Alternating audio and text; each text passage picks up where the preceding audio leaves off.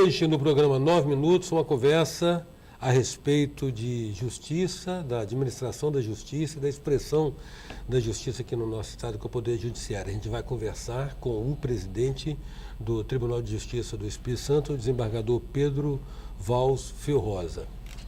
Presidente, a pergunta inevitável que se coloca numa conversa dessa é: o senhor chegou agora ao cume da sua carreira como presidente do Tribunal de Justiça. Como é que o senhor vê a imagem do judiciário? Como é que o senhor acha que o judiciário está sendo percebido pela sociedade?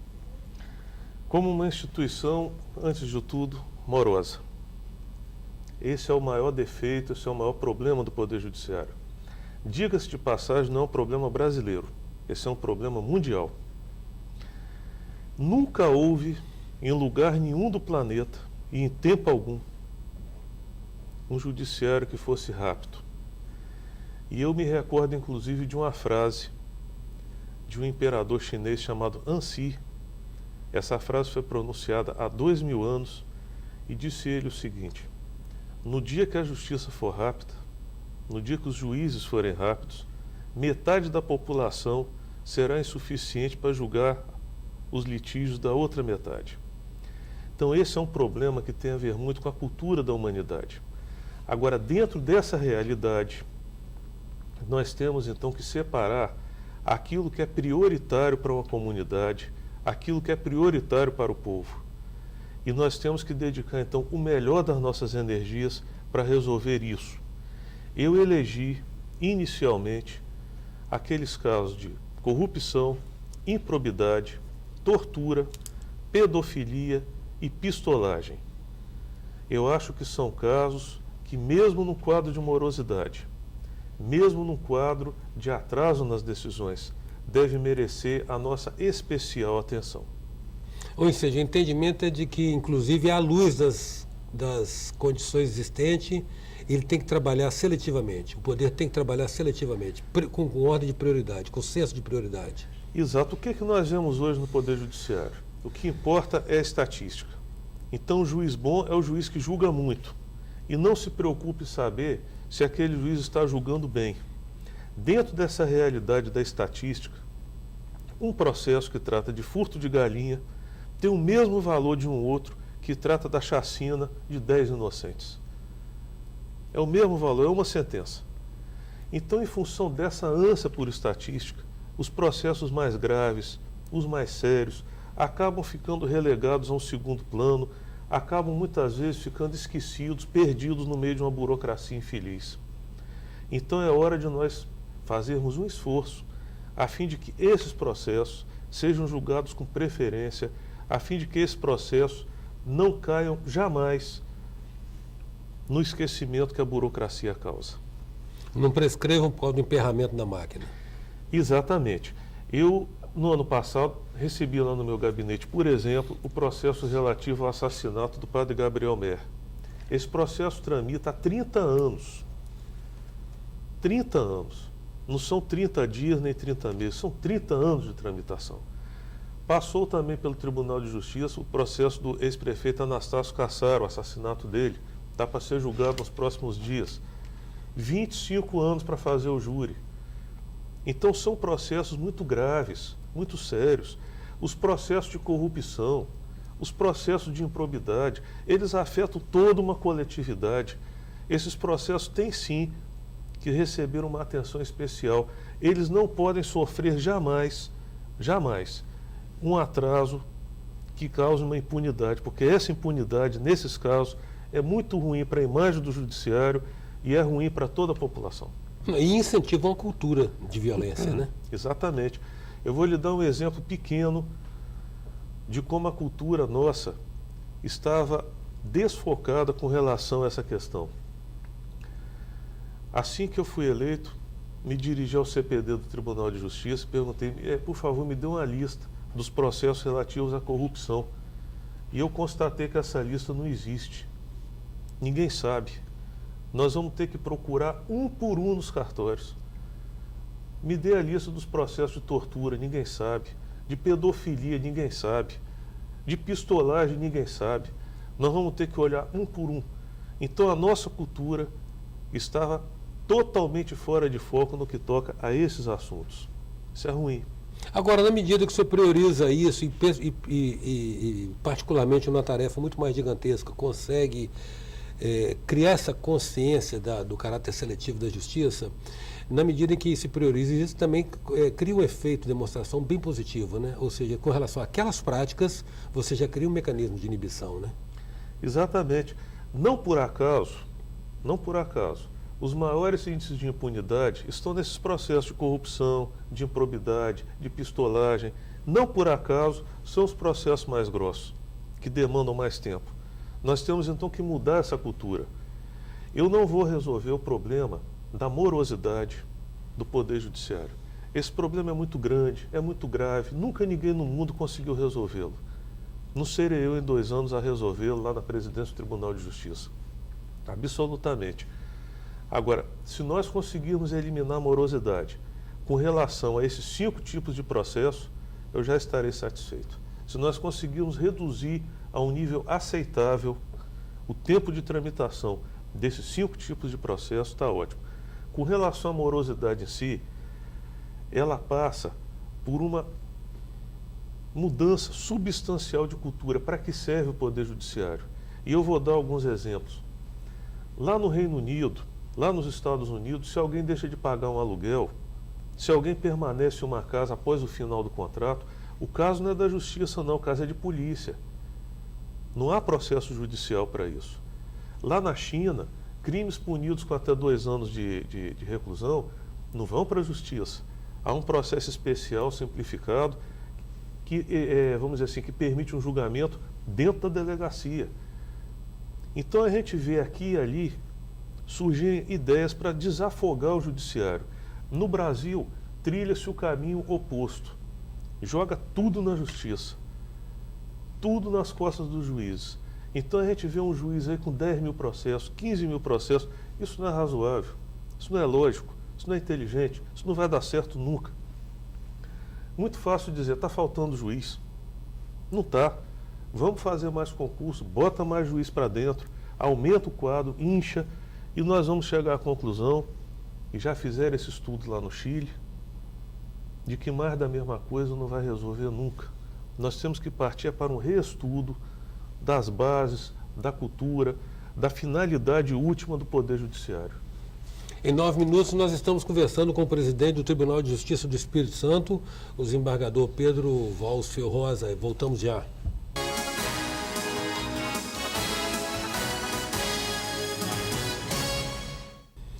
Voltamos com 9 minutos, que traz hoje o presidente do Tribunal de Justiça do Espírito Santo, o desembargador Pedro Walsfio Rosa. Presidente, a propósito do que o senhor mencionou no bloco anterior, quando o senhor falou a respeito da relevância que tem que se dar a determinados temas para que deles se ocupe a justiça e ela não fique entulhada como está, não está passando o momento de criar, então, instâncias alternativas de julgamento desses crimes de ladrão de galinha, não? Mas claro que sim. Eu sou um grande entusiasta do chamado modelo norte-americano. Nós temos que criar para alguns tipos de delito um processo exclusivamente oral, para alguns tipos de casos um processo exclusivamente oral, que não seja julgado por um juiz, mas por um júri, para que haja maior segurança, mas já passou da hora de nós termos um processo simplificado, um processo mais oralizado. Me permita aqui uma consideração. A justiça do mundo hoje já não é capaz de dar resposta para coisas básicas. Eu vou dar um pequeno exemplo de uma pessoa que aqui do Brasil compra um produto fraudado em um site sul-coreano. Esse produto é vendido por uma empresa chinesa e a empresa que faz o computador, que gerencia o sistema de vendas é norte-americana.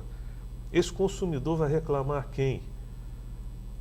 Perante a justiça de qual país? Qual é a prova? O mundo do direito hoje não responde isso. Um vírus disseminado pelo mundo, causa um prejuízo de bilhões e bilhões de dólares. As vítimas vão reclamar a quem? Usando qual prova? Que justiça que decidirá isso?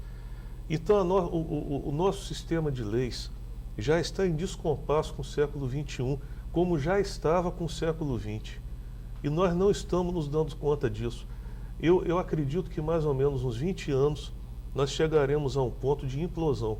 Ou passa-se para algo novo, ou esse sistema implodirá.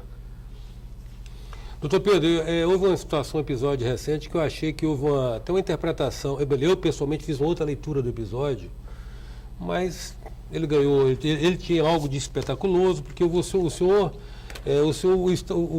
a Justiça Capixaba já se privilegiou algumas vezes da sua aptidão particular pela informática. Quando o senhor chegou ainda jovem, o senhor deu informatizado, o senhor deu uma celeridade do ponto de vista do manuseio de acompanhamento dos processos. Agora o senhor instituiu os painéis.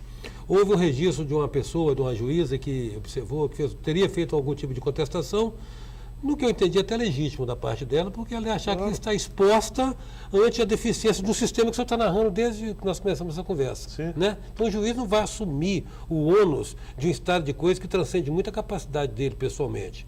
Né? Claro. Como é que o senhor vê a situação? Aqueles dados já estavam na internet. Já estavam. Tanto o Tribunal de Justiça como a Secretaria de Justiça já disponibilizavam aqueles dados na internet. Eles apenas não haviam sido filtrados. O que eu fiz foi aplicar um filtro, separar os relativos a réu preso, tortura, improbidade, corrupção, pedofilia e pistolagem, e colocá-los na internet e nos painéis de uma forma destacada. Foram constatadas inconsistências nesse banco de dados. Elas já existiam e já estavam na internet, só não haviam sido detectadas. Essa crítica foi boa, apontou-se esse aspecto, já foi corrigido. É possível que existam outras inconsistências. Ainda ontem eu assinei um ofício circular pedindo a cada juiz que confira. É um sistema que está em implantação, ainda faltam outros painéis para chegar, o da tortura, o da pedofilia, o da pistolagem, tem outros painéis ainda por chegar. Então é hora de nós irmos conferindo, a fim de que esse sistema, dentro de pouco tempo, esteja funcionando de uma forma absolutamente perfeita. Agora, repito, os dados já estavam na internet. E o que adianta, então, os dados estarem na internet se a gente não sabia nem que eles estavam errados? Que transparência é essa? Não havia transparência, essa é a verdade. Os integrantes do Poder Judiciário, como o senhor, compartilham dessa tese da necessidade do Judiciário se rever? Qual é a realização profissional de um jornalista? É ver a sua matéria publicada, ver que as pessoas estão lendo aquela matéria, gostando dela. É aquela realização de um jornalista estar andando na rua e algum popular chegar e dizer assim, ó, gostei do seu artigo, gostei da sua matéria, gostei da sua reportagem. Essa é uma realização profissional. Toda profissão tem que ter isso. Senão o trabalho passa a se tornar um fardo. Realização do médico, a satisfação do paciente. E o juiz também tem a sua realização, que é ver uma sentença se transformar em realidade.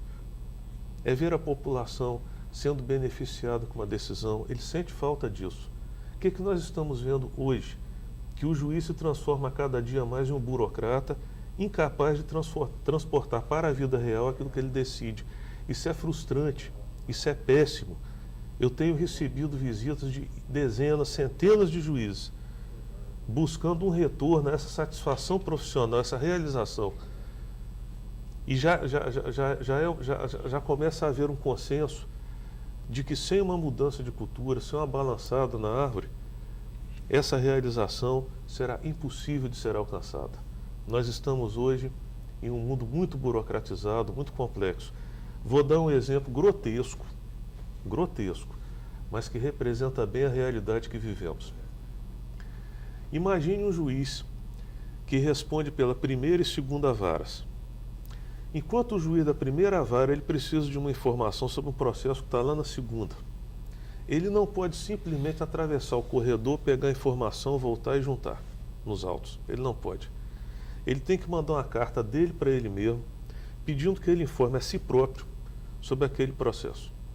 À tarde ele estará lá na segunda vara, e aí ele vai receber a carta dele para ele mesmo, vai responder, e no final ele então vai devolver a carta para si próprio, e aí eu gosto muito da conclusão, dizendo que ele está sempre à disposição de si próprio quando dele ele mesmo precisar. Isso acontece cotidianamente. Todo santo dia tem juiz aí escrevendo carta para si próprio. Há possibilidade de alguém se realizar profissionalmente numa realidade dessa? Não há. A burocracia é inclemente, massacra o juiz, massacra o bom servidor. Está na hora da gente começar a enfrentar isso a sério. Não é tecnologia, não adianta eu colocar lá um computador. É atitude, é cultura. É cultura. Senão eu vou transformar a carta para si próprio no e-mail para si próprio. Eu acho que o e-mail para si próprio é pior ainda. Pior ainda. Porque nem com o computador nós conseguimos sair do atraso mental.